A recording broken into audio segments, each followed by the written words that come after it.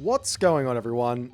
My name's Boit, and I'm back with some more Age of Mythology Retold content. Today, I want to get real with you.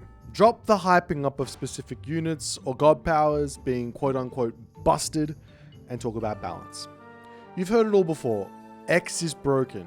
Y is broken. In reality, it isn't even close to as bad as people are saying, and oftentimes the answer to a person's comment about something being too strong is 9 out of 10 times inward and not outward.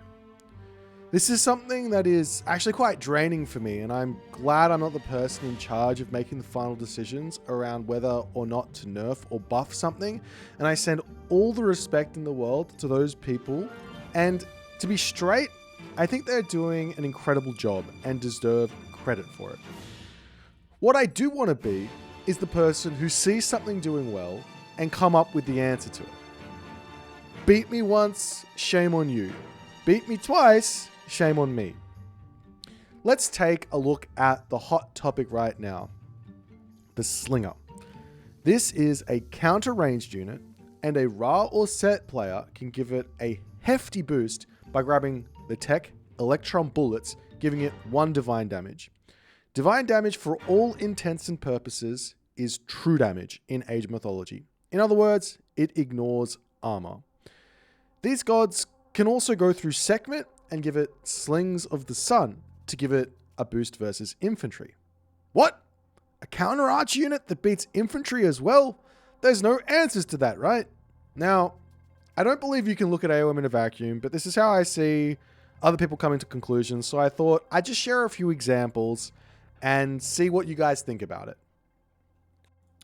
Alright, so we're going to just take a look at a couple of examples. This is Hoplite versus Slinger. These Hoplites have got Aegis Shield, Sarissa, they've got Bacchanalia, so very, very firmly upgraded with their heavy upgrades as well. Slingers, on the other hand, Electrum bullets and Slings of the Sun.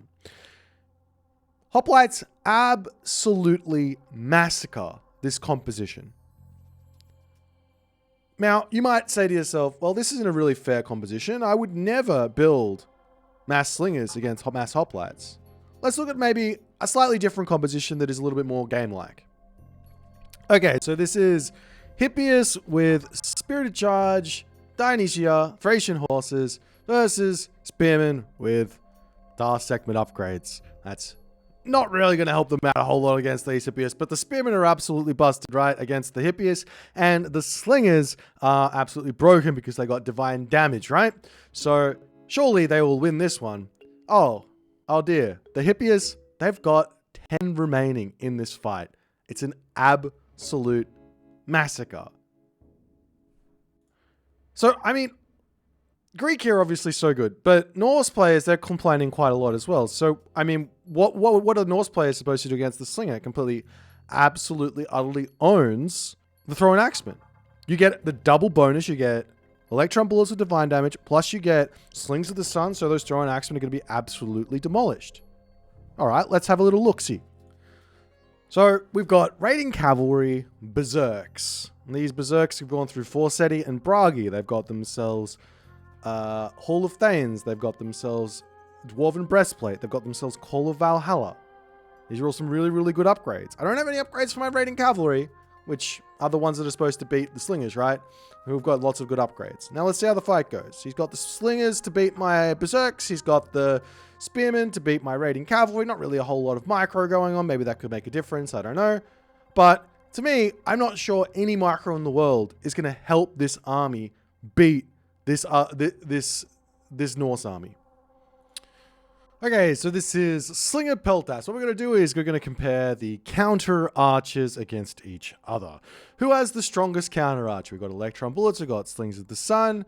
I put the Hades player through Apollo to get a little bit of fairness here in terms of unique upgrades, having that Sunray upgrade, and well, it looks to me like the Peltas won by 6 in a 10 versus 10. Let's go on to the next one. Okay, this is Terma versus Slingers. Now, Termas don't have any unique upgrades, unfortunate for them, but fortunate for them, it doesn't matter, as the Termas are better counter archers than Slingers are.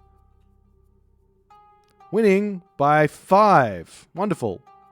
And finally, we have Huskal versus Slingers. Now, obviously not the fairest of comparisons. You're pretty much not going to be able to have equal Huskal to Slingers, but just in case you were wondering, they absolutely get dominated.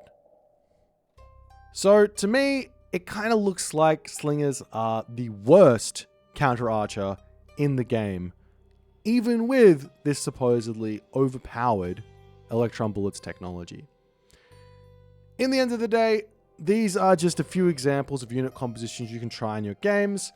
Age of Mythology Retold is a game of unit counters. You can't just build one unit or one unit composition and expect to win against a player who is actively trying to counter you. Slingers might be strong right now, but I don't think we've had nearly enough time to come to any conclusions. And I see people playing 1-2 games against the strategy, losing, and then jumping to the conclusion that it's absolutely busted. Then, if it is busted, I feel like the best solution to the problem is try it out for yourself and let someone else beat you. This is what happened with the Thor strategy. This is what happens with the mass myth units from Greek strategy. This is what happens in Age of Mythology games, in RTS games in general. If something is busted, use it, and then someone else can prove to you or show to you how or where the weaknesses are. My name is Boit. I'm not a fan of balanced discussions very much. They are draining. People have their opinions, and regardless of the facts, they don't really want to move from their space.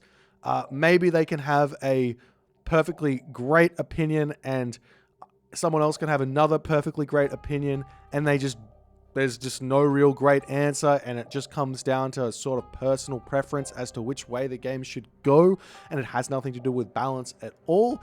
And those sort of conversations I really don't like. Anyways, if you guys enjoyed this video and want to hear me talk a little bit more about this stuff, let me know what you think is busted, and I'll see if I can make a video on how to beat that thing. See you in the next one.